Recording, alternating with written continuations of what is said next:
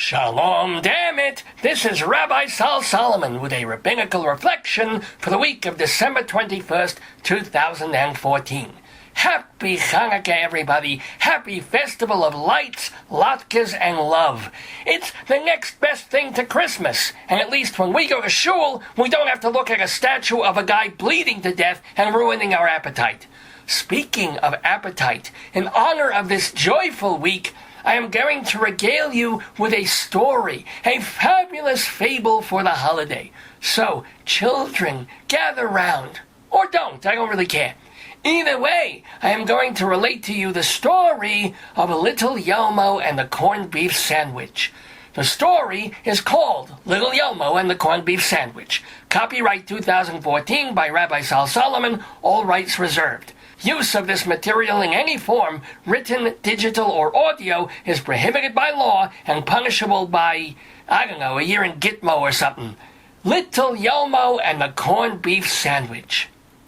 Once upon a time, there was a 10-year-old boy named, you guessed it, Little Yomo. He was a good little boy, living in Boston with his mama, his papa, his know-it-all older sister, and the family cat, Nush Nush.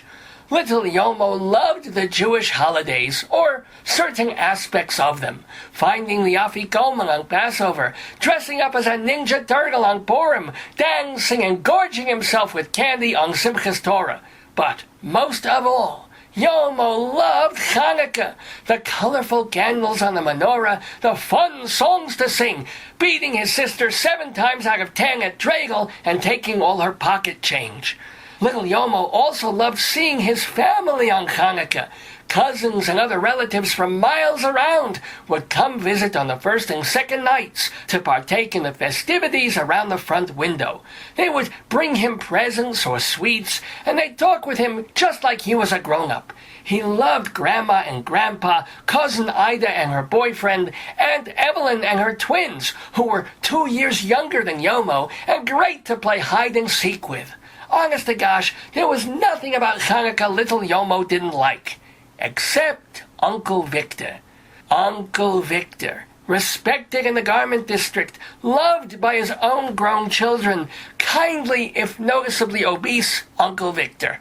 Victor would always come both nights on Chanukah, and he always did the same thing to little Yomo. He'd hold the boy by his shoulders and say, "Oh, you're getting so big. Pretty soon you'll be bigger than me. Ha ha ha, ha ha ha." So funny. And then Uncle Victor, reeking of aftershave, would reach into his back pocket and give little Yomo the special gift that every child loves on Chanukah, gelt. Not real money, that would be amazing, but holiday money made of chocolate, small gold coins, or, more precisely, golden foil wrappers covering chocolate discs made to look like coinage of old. Few gifts are so perfectly presented. It starts with a visual appeal of the golden yellow bag of loot. Then you cut the thin strings and hold your first coin, shiny and delicate yet so solid. And then peeling off the top wrapper, pulling it back to reveal a perfectly round circle of milk chocolate. And the final joy, hooking your fingernail under the lower foil to free the confection from its condom and taste the cocoa-y bliss within. Now, you might be asking, why would little Yomo despise his Uncle Victor if the man was giving him delicious candy money twice a year? The reason was that Uncle Victor, as we've said, was a big fat man. A man who drove 2 hours from Pennsylvania to come visit Yomo's family. And since Boston is freezing cold in the middle of December, Uncle Victor would roll up the window of his Buick Skylark and put the heat on, full blast, for the entire trip. All of this was fine for Uncle Victor, but by the time he would get in the house and greet little Yomo in his hilarious way, he was a cloud of sweat, body odor, and Walgreens aftershave. Worst of all, when he'd reach in his back pocket to produce the Chanukah gelt, what would emerge was a bag of melted, crushed foil covered with brown goo and smelling like horrible Uncle Victor. As his mama and papa pointed out again and again, it would be rude of little Yomo to turn down a gift brought by a family member. So the poor child had to hold out his hand, smile his biggest, toothiest grin, and thank his uncle with a big hug. And then, to prove how excited he was to receive this thoughtful gift, Yomo had to open the bag and eat 3 coins, while Uncle Victor beamed and pointed and watched. "Look at him," Victor would say. "I know it's spoiling his dinner, but he loves it so much." Meanwhile, it was all Yomo could do to keep from vomiting against his teeth. This ritual had gone on for years and years, since Yomo could remember, and probably even before then. 10-year-old Yomo, however, had endured enough.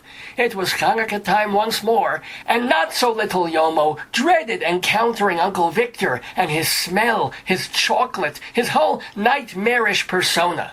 So, little Yomo decided to do something about it. "I'm going to beat him at his own game," the little boy told himself, in the way little boys tell themselves things. 3 weeks before Chanukah, little Yomo started saving up his allowance. He needed $14. Oops, plus tax, 15, just to be safe. I'll explain. Little Yomo set aside $4 a week of his allowance for the Unky Fund. He needed $3 more, but it was no problem beating his sister at Dreidel and getting the extra dough.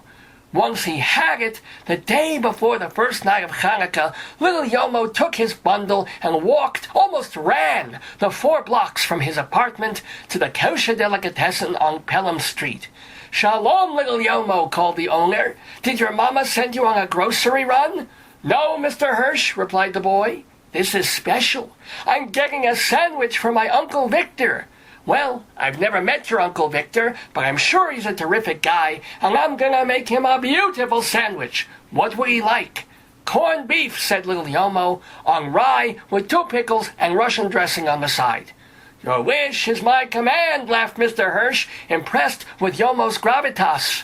2 minutes later, the deli man was handing little Yomo a bulging bag and his change, and a free hot dog to go. "Yomo," he said, "have a great Chanukah."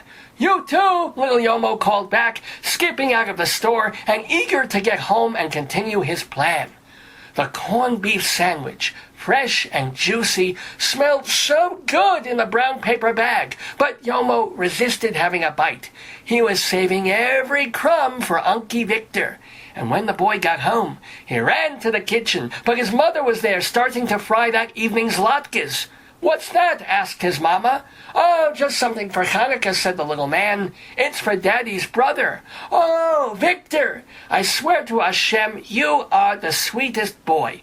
Mrs. Birnbaum hugged and kissed her son, which made the boy blush and grimace at the same time and squirm to get away. "I'm gonna go up and do my homework," said Yomo, slipping out of his mommy's reach.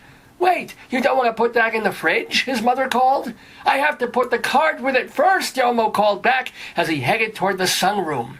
But little Yomo had no hallmark on his mind. Instead, when he was sure no one was around, and the sound of frying oil would mask the sound of his crinkly paper bag, he took out the corned beef sandwich and held it delicately between his fingers.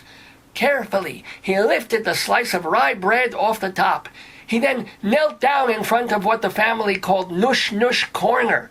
That was just a nice way of saying the cat's litter box. Little Yomo placed the rye slice face down on the litter and the rest of the sandwich in a heap at the corner of the box. He then sprinkled a light layer of clay dust over both and called the cat over from across the room. "Nush Nush, here kitty, come see." Nush Nush swished her tail and hesitated, looking disinterested, as cats do, but eventually made her way over to her corner. Sniffing at the littered sandwich, Nush Nush gave a low purr, then lifted her tail and her leg and did her kitty cat business. "Good girl, Nush Nush," exulted Yomo. "Okay, shoo." Little Yomo whisked the cat away, and then, with the tips of his fingers, lifted the soggy sandwich out of the box with one hand and the top slice with his other. Once the delicacy was put back together, little Yomo wrapped it, stuffed it back in the paper bag, and deposited said bag in the fridge. washing his hands thoroughly, which for a little boy is about 4 seconds with an eyedropper's worth of soap, little Yomo ran upstairs to do homework and wait. The hours crawled until, finally, the sun set and guests began arriving. There was Aunt Evelyn and her girls. There was Cousin Ida, talking a little weird because she had a stroke that August, and the neighbors from down the street, and Mr. Claremont, the token goy from Dad's office. But no Uncle Victor. Not when Yomo's sister was going around serving appetizers. Not when the family sat around the big screen TV watching a rerun of Everybody Loves Raymond. Not even when the assembled gathered by the living room window and said the special prayers. Not even when Mama lit the shamash and handed the big candle to Yomo and warned him, as always, tilt it so the wax doesn't drip down your hand. Yomo obeyed and began lighting the first candle of Chanukah. Just then, everyone heard the squeak and clatter of the screen door. "Did I miss the latkes?" came the familiar voice. "Uncle Victor!" shouted Yomo, and then, ow! For not paying attention, Yomo held the shamash vertically and let a teardrop of blue wax drizzle down his finger. With barely contained excitement, Yomo placed the candle back in the menorah and ran to greet his Unky Victor. "Sorry, everybody, traffic was insane," Victor sighed. "You should have taken Horseneck Beach," Cousin Avram said. "I-91 is a disaster at rush hour." I know, said Victor, grabbing his beloved Yomo by the shoulders. "How's my favorite nephew? Oh, you're getting so big. Next year you'll be bigger than me." Ha ha ha ha ha. So funny. "I think you know what I have for you," grinned Unky Vic. "Let me just reach—" "No, wait!" cried Yomo. "Stay right there." Uncle Victor made an astonished face and shrugged at the family. "You're not the only one who can give gifts," laughed Mrs. Birnbaum. "Yomo has a surprise for you." "Oh, I love surprises," Victor yelled, loud enough for Yomo to hear. "Be right there," Yomo called from the kitchen, where he had opened the refrigerator, dumped out the sandwich, unwrapped it, slapped it with Russian dressing, and shoved it into the microwave for 55 seconds. Come on, squealed the boy, hopping back and forth on the balls of his feet. At last, Yomo heard the familiar ding. He popped the door open and reached for the sandwich, burning his finger slightly in the process. He placed the corned beef edible on a plate and scurried back to the living room, where the grown-ups were already talking grown-up stuff.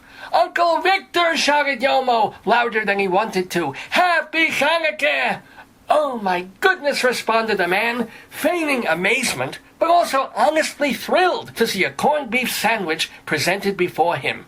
"Thank you, Yomo. Much as I love your roast turkey, Susan, a corned beef sandwich is from another planet," quelled Uncle Victor.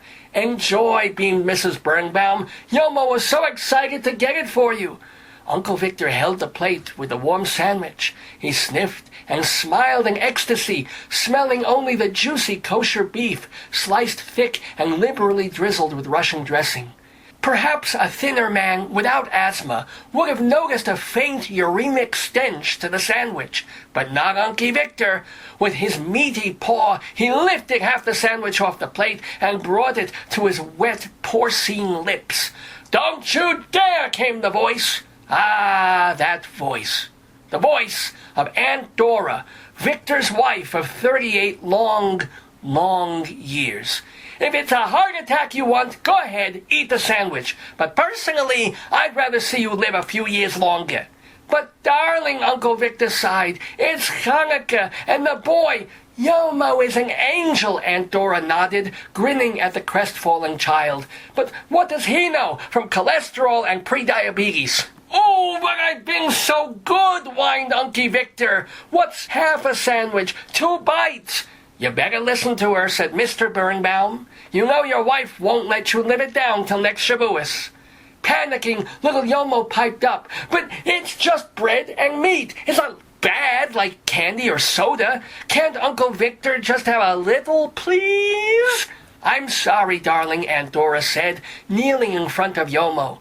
"When you're older, you'll understand that I'm doing what's best for your daddy's brother. I want your Uncle Victor to live a long time." "Sure," so she can torture me for years to come, sighed Victor, surrendering the plate to his sister-in-law while looking, with just a hint of affection, at his martinet wife. But I am so appreciative, little Yomo, that you thought of me. Oh, what a beautiful gesture. Am I right? Called Uncle Victor, looking around at the assembled. I think, said Mrs. Birnbaum, that Yomo deserves a reward. A tasty reward. Oh, the gelt, of course, said Victor, reaching for his back pocket. No, Yomo's mother responded. Our little Yomo loves corned beef almost as much as you do. Let him eat the sandwich. Don't you think that'll ruin his dinner? Asked Aunt Dora, concerned. He can have leftovers tomorrow, laughed Yomo's father, not noticing the increasingly pale young man to his left. A hot corned beef sandwich is not to be denied, even for my wife's turkey. But, Dad, it's okay. We can leave it for tomorrow. I wouldn't hear of it, boomed Uncle Victor. In fact, I would take it as a personal insult if you didn't gobble down every morsel of that juicy, spicy, fragrant, magnificent sandwich. Victor, take your pills, said Dora. Go ahead, Yomo, said Mrs. Birnbaum. We don't want to be rude. Yes, Mom, gulped little Yomo. Oh, boy, corned beef. With trembling hands, little Yomo approached the plate that his father had put on the coffee table. Holding the sandwich and his breath, little Yomo took a big bite and then another, finishing half a sandwich as quickly as he could. Look at him go, announced Mr. Claremont. He eats like a big boy. With further familial encouragement, little Yomo wolfed down the remaining section of the corned beef sandwich. His eyes watering, his gag reflex tested to the hilt, Yomo took a bow and made his way to the kitchen, where he poured and emptied 3 glasses of Dr. Brown's cream soda in quick succession. The rest of the evening passed without incident as Yomo joined the family in the holiday festivities. However, the next morning, poor Yomo was not feeling so well. He felt even worse by the afternoon, and worse still when his mother left the second Chanukah party to rush the boy to urgent care. Not wanting to admit his deception, little Yomo left the doctors guessing, which only made his treatment more difficult. The next day, he was hospitalized, and on the 4th night of Chanukah, little Yomo, emaciated, green and septic, slowly closed his deep brown eyes and died. 2 days later, all the family wept at his funeral. The rabbi spoke and said God had his reasons for pulling little boys up to heaven decades before their time. Uncle Victor began a short speech, but found himself too overcome with emotion to continue. Eventually, the whole mishpacha braved the frigid winter weather to gather at the cemetery. The rabbi sang prayers in Hebrew and continued extolling the virtues of this tragic young mensch. When it was time, he handed a heavy steel shovel to Yomo's father. The distraught Mr. Birnbaum stood for a long minute before willing his wobbly legs to the foot of the grave. "Wait!" called Uncle Victor, his face blurry with tears. "Oh, to go with him! Something he always loved." The assembled shivered in silence, and then shuddered each time at the sound. Plink! Plink! Plink! The sound of rock-hard, frozen chocolate coins hitting the lid of a small pine box. The end. Happy Chanukah, everybody! Again, this story is copyright 2014 by me, and I have lawyers, so don't even think of infringing. This has been a Rabbinical Reflection from Rabbi Sol Solomon, Temple Sons of Bitches in Great Neck, New York. Chag Sameach!